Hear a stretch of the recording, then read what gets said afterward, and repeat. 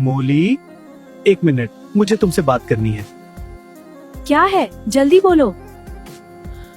मुझे तुमसे मोहब्बत है। आई लव यू मोली। ओए गंजे आलू, अपनी शक्ल देखी है कभी? तुम्हारी हिम्मत कैसे हुई मुझे प्रपोज करने की? अपनी औकात में रहो, समझ आई?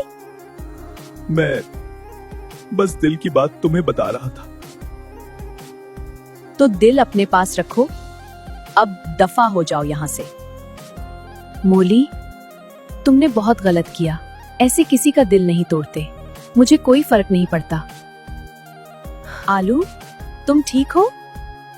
हाँ, बस ऐसे ही।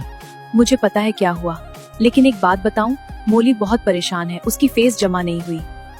तो मुझे क्या करना चाहिए? अगर तुम वाकई इससे मोहब्बत करते हो तो उसकी मदद करो। तुम ठीक कह रही हो बैंगन बहन। ठीक है, मैं इसकी फेस जमा करवा दूंगा, लेकिन एक शर्त है, उसे कभी ना बताना कि मैंने किया है।